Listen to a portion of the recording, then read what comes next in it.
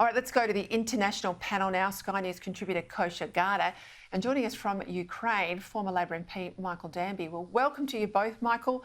Given you're in Kyiv, the war's been going on, of course, for 2 years now. 31,000 Ukrainian soldiers have been killed. Many of them we know before the war, just ordinary people, certainly not military trained, at least back then.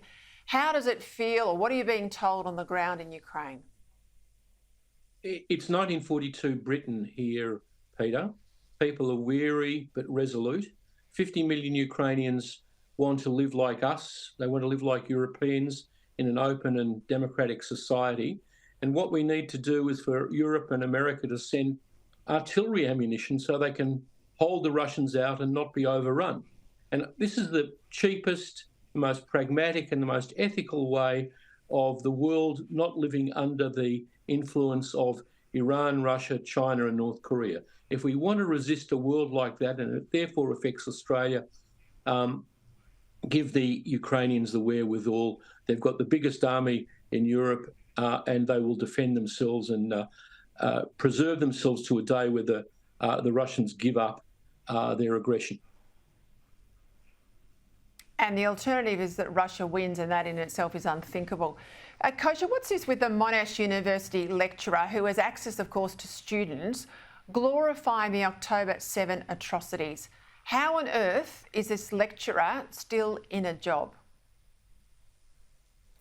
You know, it's interesting to watch whether it's this example here, Peta, or versions of it that we saw take place at Harvard, Penn, MIT back in the States, where there's this infighting almost happening in these institutions that have traditionally been of the left, and they have the stitched together sort of patchwork coalition of people of that left. And right now you're seeing a little bit of that mess spilling out where that coalition of the fringes is fraying, and you're seeing people that are sympathetic to one cause wielding a lot of power in these institutions, and that's why, you know, these folks can speak in this way unabashedly and without fear of consequence. I think, as you saw with Harvard and all of that, it's a different system there. You've got billionaire donors that wield a lot of power, like Bill Ackman. You don't quite have that here with Monash, but there might be other measures of pressure that might be brought to them. In this day and age of social media, everything he said is out in the open, and so people can see it, and hopefully some type of pressure campaign mounts. Hey, Michael, good news. Sweden's now been cleared. I think Hungary was the last state to vote in this, cleared to join NATO. What can we expect, do you think, in terms of Russian retaliation? Well, the Russians can't do much. Sweden, like Finland, is a very well-armed society. I don't think they have to get to 2%. I think they're already there. The Russians can huff and puff, but the question is will the Ukrainians be overrun with the huge preponderance of Russian ammunition?